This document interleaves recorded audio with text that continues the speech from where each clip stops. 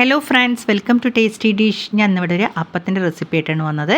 ഉണ്ണിയപ്പം അല്ല, കണ്ണൂരപ്പം കേട്ടോ. കണ്ണൂരപ്പം എന്ന് പറഞ്ഞാൽ നമ്മൾ വൈറ്റ് കളറിൽ ബേക്കറിയിലൊക്കെ കാണുന്ന അപ്പമാണ് കണ്ണൂരപ്പം. ഇതിന് ഞാൻ തീരെ ബേക്കിംഗ് സോഡ ഒന്നും ചേർക്കാതെയാണ് ഈ അപ്പം ഉണ്ടാക്കുന്നത്. നല്ല ടേസ്റ്റുള്ളൊരു അപ്പമാണ്. നിങ്ങൾക്ക് കാണുമ്പോൾ തന്നെ അറിയാം, നല്ല വൈറ്റ് കളറാണ്. അതിൽ പഞ്ചസാരയാണ് മെയിനായിട്ട് നമ്മൾ ഉപയോഗിക്കുന്നത്, ശർക്കരയല്ല. അതുകൊണ്ടാണ് വൈറ്റ് കളർ ഉണ്ടാക്കുന്നത്. പിന്നെ അതിന് കുറച്ച് പ്രത്യേകതകളും ഉണ്ട് കേട്ടോ. അപ്പോൾ നമുക്ക് പെട്ടെന്ന് തന്നെ എളുപ്പത്തിൽ കുറച്ച് കണ്ണൂരപ്പം ഉണ്ടാക്കിയാലോ? നമുക്ക് വീഡിയോയിലേക്ക് പോവാം. അതിനായിട്ട് നമ്മൾ പച്ചരിയാണ് കേട്ടോ ഇവിടെ എടുക്കുന്നത്. എത്രയാണോ നമുക്ക് അപ്പം വേണ്ടത് അതിനനുസരിച്ച് പച്ചരി എടുക്കുക. അപ്പോൾ ഒരു കപ്പോളം ഞാൻ പച്ചരി എടുത്തിട്ടുണ്ട്. മുഴുവനായിട്ട് ഇടുന്നില്ല, കുറച്ച് അപ്പേ ഞാൻ ഉണ്ടാക്കുന്നുള്ളൂ. അതിനായിട്ട് പച്ചരി ഇട്ടിട്ട് നന്നായിട്ട് വെള്ളം ഒഴിച്ച് നന്നായിട്ടൊന്ന് ആ അഴുക്കൊക്കെ, നന്നായി പച്ചരിയിൽ അഴുക്കൊക്കെ ഉണ്ടാവുമല്ലോ, നന്നായിട്ടൊന്ന് കഴുകി നന്നായി വൃത്തിയാക്കിയതിന് ശേഷം നല്ല വെള്ളം ഒഴിച്ചിട്ട് അതൊന്ന് കുതിർക്കാൻ വെക്കാം. മിനിമം 6 മണിക്കൂറെങ്കിലും ഈ അരി ഒന്ന് കുതിർക്കണം കേട്ടോ. അപ്പം നിങ്ങൾ തലേ ദിവസം അരി കുതിർത്തിട്ടിട്ട് രാവിലെ അരി ആട്ടി വെച്ചാലും മതി. അപ്പോൾ നമ്മൾ ഒരു 6 മണിക്കൂറോളം ഇതൊന്ന് കുതിർക്കാൻ വെക്കുന്നുണ്ട്. അപ്പോൾ ഞാൻ തലേ ദിവസം വെള്ളത്തിലിട്ട് വെച്ചിട്ടുണ്ട്. പിറ്റേ ദിവസം ആകുമ്പോഴേക്കും നന്നായിട്ടൊന്ന് കുതിർന്ന് വന്നിട്ടുണ്ട് കേട്ടോ. ഇനി ഇതൊന്ന് നമുക്ക് അരച്ചെടുക്കണം. അതിനായിട്ട് നമ്മൾ ഇതൊന്ന് മിക്സിയുടെ ജാറിലേക്ക് മാറ്റാൻ പോവാണ്. അതിനായിട്ടൊരു മിക്സീൻ്റെ ജാറാണ് ഞാൻ എടുത്തത്.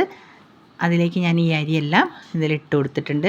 ആ അരീൻ്റെ വെള്ളം ഞാൻ ഒഴിവാക്കിയിട്ടുണ്ട് കേട്ടോ. കുതിർത്ത വെള്ളം ഞാൻ ഒഴിവാക്കിയിട്ടുണ്ട്. അപ്പം ഞാനത് അരി ഫുള്ളായിട്ട് ഇതിലേക്ക് ഇട്ട് കൊടുക്കുന്നുണ്ട്. മുഴുവനായിട്ട് ഇട്ട് കൊടുക്കുക കേട്ടോ. അപ്പം നിങ്ങൾക്ക് ക്വാണ്ടിറ്റി കൂടുതൽ വേണമെന്നുണ്ടെങ്കിൽ കുറച്ച് അധികം പച്ചരി എടുത്തിട്ട് വെള്ളത്തിലിട്ടോളൂ കേട്ടോ. അപ്പോൾ അത് ഞാൻ ഇട്ട് കൊടുത്തിട്ടുണ്ട്. ഇനി നമ്മൾ ഏത് കപ്പിനാണോ അളവെടുത്തത് അതേ കപ്പിന് തന്നെ നമ്മൾ 1 കപ്പ് ചോറാണ് ഇടുന്നത്.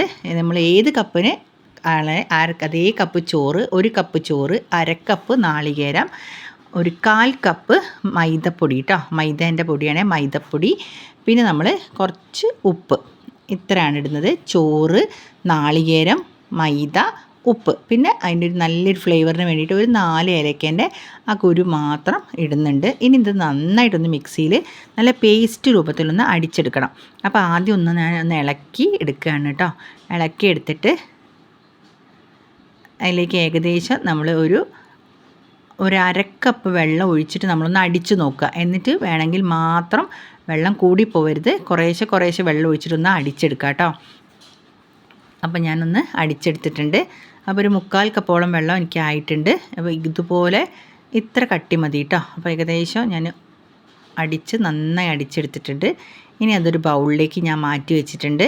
ഇനി ആ മിക്സിയുടെ ജാറും കൂടി കുറച്ചും കൂടി വെള്ളം ഒഴിച്ചിട്ട് അതും കൂടി ഇതിലേക്ക് ആക്കിയിട്ട് ഒഴിച്ച് വയ്ക്കുന്നുണ്ട്. കൂടുതൽ വെള്ളമാവരുത്, വല്ലാതെ ലൂസാവരുത്. നിങ്ങൾക്ക് ഉണ്ണിയപ്പമൊക്കെ ചുടുന്ന ആ ഒരു ഇതില്ലേ, അതേ കട്ടിക്ക് മതി.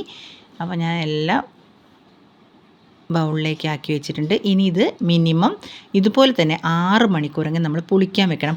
പുളി വരില്ല, പക്ഷേ അത് നന്നായിട്ട് ഒന്ന് പൊങ്ങി വരും. അതിന് വേണ്ടിയിട്ട് നമ്മൾ 6 മണിക്കൂറെണ്ണം പിന്നെയും നമ്മൾ അരച്ചത് റെസ്റ്റ് ചെയ്യാൻ വെക്കണം. അത് കഴിഞ്ഞതിന് ശേഷം നമ്മൾ മാവ് റെഡിയാവും. നല്ല കുറച്ച് പുളി ഉണ്ടാവും, ചെറുതായിട്ടൊരു പുളിപ്പുണ്ടാവും. അതാണ് മാവ് നമ്മൾ ബേക്കിംഗ് സോഡ ഉപയോഗിക്കാത്തത്. അപ്പം നിങ്ങൾക്ക് പെട്ടെന്നൊക്കെ ചുട്ടെടുക്കണം എന്നുണ്ടെങ്കിൽ ബേക്കിംഗ് സോഡ ഉപയോഗിക്കാം. ഇതിപ്പോൾ ഞാൻ 6 മണിക്കൂർ റെസ്റ്റ് രാവിലെ അരച്ച് വെച്ചതിന് ശേഷം നമുക്ക് ഒരു വൈകുന്നേരം ആകുമ്പോഴേക്ക് ചുട്ടെടുത്തിട്ടുണ്ട്. ഇനി ഞാൻ ഇത് ഗ്ലാസ്സിലേക്ക് ഒഴിച്ചു കൊടുക്കുകയാണ്. നമ്മൾ ഉണ്ണിയപ്പച്ചട്ടി നന്നായിട്ടൊന്ന് ചൂടാക്കാൻ വെച്ചിട്ടുണ്ട് കേട്ടോ. നന്നായിട്ടൊന്ന് ചൂടായി വരുമ്പോൾ നമുക്ക് ആവശ്യത്തിന് വെളിച്ചെണ്ണയാണ് ഞാൻ ഇവിടെ ഒഴിച്ചു കൊടുക്കുന്നത്. നിങ്ങൾക്ക് സൺഫ്ലവർ ഓയിലോ എന്ത് വേണമെങ്കിലും ഒഴിച്ചു കൊടുക്കാം. ഇവിടെ ഞാൻ വെളിച്ചെണ്ണയാണ് ഒഴിച്ചു കൊടുക്കുന്നത്. എൻ്റെ കയ്യിൽ ചെറിയ അപ്പക്കുഴിയാണ് കേട്ടോ. 3 കുഴിയുള്ള ഒരു അപ്പച്ചട്ടിയാണുള്ളത്. അപ്പോൾ ഞാൻ മക്കൾക്കൊക്കെ അത് ഇടയ്ക്കൊക്കെ ചുട്ട് കൊടുക്കാൻ ഈ അപ്പക്കുഴിയാണ് എടുക്കൽ. ഇത് ഒരുപാട് കാലമായി എൻ്റെ അടുത്തുണ്ടായത്. അപ്പോൾ ഞാൻ പുതിയതൊന്നും വാങ്ങിച്ചിട്ടില്ല. ഇതിൽ തന്നെ ഞാൻ അപ്പം ചുട്ടെടുക്കുക. നന്നായിട്ട് കിട്ടും കേട്ടോ. അപ്പോൾ ഈ കുഴിയിലേക്ക്, ഓരോ കുഴിയിലേക്ക് ഞാൻ ഒഴിച്ചു കൊടുക്കുകയാണ്. ഗ്യാസ് വളരെ സിമ്മിലാക്കിയിട്ട് ഒഴിച്ചു കൊടുക്കണം. നല്ല ചൂടോടുകൂടി ഒഴിച്ചു കൊടുക്കട്ടെ. എന്നിട്ട് നമ്മളൊന്ന് സിമ്മിലാക്കിയിട്ട് നന്നായിട്ടൊന്ന് ഒരു ഭാഗം വെന്ത് വരുമ്പോൾ നമുക്കൊന്ന് മറച്ചിട്ട് കൊടുക്കണം. നല്ല കത്തിയോ എന്തെങ്കിലും എടുത്തിട്ട് ഒന്നത് മറച്ചിട്ട് കൊടുക്കാം. എളുപ്പത്തിൽ തയ്യാറാക്കിയെടുക്കാം. നമുക്കിതിലേക്ക് അധികം എണ്ണയൊന്നും ഈ അപ്പം കുടിക്കുന്നില്ല കേട്ടോ. കുറച്ച് എണ്ണയെ ഉപയോഗിക്കുക. കാരണം ഒരുപാട് എണ്ണയൊന്നും ഉപയോഗിക്കേണ്ട ആവശ്യമൊന്നുമില്ല. അത്ര അരിയായത് കാരണം നമ്മൾ അത്രയൊന്നും എണ്ണ കുടിക്കുന്നൊന്നുമില്ല. അപ്പോൾ ഒന്ന് മറച്ചിട്ട് കൊടുക്കുക. നല്ല ടേസ്റ്റുള്ള അപ്പമാണ് കേട്ടോ. ചിലർ വീട്ടിൽ ഒരുപാട് കുഴിയുള്ള കാര്യമൊക്കെ ഉണ്ടാവും. അങ്ങനെയൊക്കെ ആകുമ്പോൾ പെട്ടെന്ന് നമുക്ക് ഈ അപ്പം ചുട്ടെടുക്കാം കേട്ടോ. ഒരു 8 കുഴി 12 കുഴിയൊക്കെ ആണെങ്കിൽ പെട്ടെന്ന് തന്നെ നമുക്ക് ഈ കുഴിയിലപ്പോൾ ചുട്ടെടുക്കാം. പിന്നെ നോൺ സ്റ്റിക്ക് ആണെങ്കിൽ നോൺ സ്റ്റിക്കിലും ചുട്ടെടുക്കാം കേട്ടോ. നോൺ സ്റ്റിക്കിലൊക്കെ ആകുമ്പോൾ നമുക്ക് എണ്ണ ഇല്ലാണ്ടെയും നല്ല ടേസ്റ്റ് ഉണ്ടാവും. അപ്പോൾ നിങ്ങൾ ഇതുപോലെ ഉണ്ടാക്കി നോക്കുക. കളറൊക്കെ നമുക്ക് അനുസരിച്ചിട്ട് നമ്മൾ ഒന്ന് ബ്രൗൺ കളർ ആവുന്നതിന് മുന്നേ നമുക്ക് വേണേൽ എടുക്കാം. ഞാൻ കുറച്ചും കൂടി ഒന്ന് കളർ വെച്ചിട്ടുണ്ട്. അപ്പോൾ നല്ല വൈറ്റ് കളറിലുള്ള അപ്പം നമുക്ക് റെഡി ആയിട്ടുണ്ട്. നിങ്ങളെല്ലാവരും ഇത് ഉണ്ടാക്കി വെക്കണം. ട്രൈ ചെയ്യാത്തവരൊക്കെ ട്രൈ ചെയ്യുക. ഞാനിത് ഒരു യൂട്യൂബ് ചാനലിൽ കണ്ടിട്ട് നമ്മൾ ട്രൈ ചെയ്ത് നോക്കിയതാണ് കേട്ടോ. ഈ കണ്ണൂരപ്പം മോന് ഭയങ്കര ഇഷ്ടമാണ് കണ്ണൂരപ്പം. ഞാൻ അധികം ബേക്കറിയിൽ നിന്നാണ് വാങ്ങിക്കാറുള്ളത്. അപ്പോൾ ഞാനൊന്ന് വീട്ടിൽ നിന്ന് ട്രൈ ചെയ്ത് നോക്കിയതാണ്. അപ്പോൾ നല്ല ടേസ്റ്റ് ഉണ്ട്. ഇനി എന്തായാലും ഞാൻ ഉണ്ടാക്കും. കാരണം അത് കഴിച്ചാൽ ഉറപ്പായിട്ട് നമ്മൾ പിന്നെയും പിന്നെയും ഉണ്ടാക്കി നോക്കും. അത്രയ്ക്ക് ടേസ്റ്റുള്ള ഒരു അപ്പം തന്നെയാണ്. ചായക്ക് കഴിക്കാൻ പറ്റിയൊരു അപ്പമാണ്. അപ്പോൾ നിങ്ങളെല്ലാവരും ഇത് ഉണ്ടാക്കി നോക്കണം. എൻ്റെ ചാനൽ ആദ്യമായിട്ടാണ് കാണുന്നവരാണെങ്കിൽ പ്ലീസ് സബ്സ്ക്രൈബ് ചെയ്ത് ലൈക്ക് ചെയ്ത് ഷെയർ ചെയ്യണം കേട്ടോ. അപ്പോൾ എൻ്റെ വീഡിയോസ് ഒരുപാട് ഞാൻ അപ്ലോഡ് ചെയ്തിട്ടുണ്ട്. അതെല്ലാം നിങ്ങൾ ഒന്ന് കയറി കാണുക. ഇനി നമ്മളിതൊന്ന് കട്ട് ചെയ്ത് കാണിച്ചു തരാം. നമ്മൾ വളരെ സോഫ്റ്റാണ്, ഉള്ളിൽ നല്ല സോഫ്റ്റാണ് കേട്ടോ. അത് നല്ല ആരെടുത്ത അപ്പം പോലെ തന്നെയാണിത്. ഇനി നിങ്ങൾക്കിത് തീരെ എണ്ണ വേണ്ടാന്നുണ്ടെങ്കിൽ നമ്മൾ നോൺ സ്റ്റിക്കിൻ്റെയൊക്കെ പാത്രം ഉണ്ടെങ്കിൽ നമുക്ക് കുറച്ച് എണ്ണ മാത്രം ഒഴിച്ചിട്ട് ഇതിലേക്ക് ഒന്ന് ചുട്ടെടുക്കാവുന്നതാണ് കേട്ടോ. നോൺ സ്റ്റിക്കിൻ്റെ പാത്രമൊക്കെ ആണെങ്കിൽ അപ്പോൾ നമ്മൾ അപ്പച്ചട്ടി നോൺ സ്റ്റിക്കൊക്കെ ഉണ്ടല്ലോ ഇപ്പോൾ. അപ്പോൾ അങ്ങനെയൊക്കെ എടുക്കുകയാണെങ്കിൽ നിങ്ങൾക്ക് തീരെ എണ്ണ ഇല്ലാണ്ട് അങ്ങനെ ഉപയോഗിക്കാം.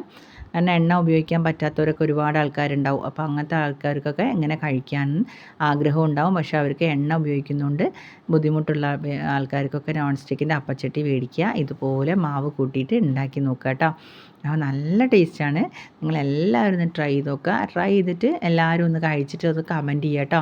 അപ്പോൾ നല്ല കളറും നല്ല സോഫ്റ്റ്. നമ്മൾ ബാക്കിയൊക്കെ ആയിട്ടുണ്ടെങ്കിൽ ഒരുപാടൊക്കെ ചുട്ടിട്ട് നമ്മൾ ഒരു ടിന്നിലാക്കിയിട്ട് ഫ്രിഡ്ജിലേക്ക് വെക്കുക. നമ്മളെന്താ വെച്ചാൽ ചോറൊക്കെ അല്ലേ ഇതിൽ.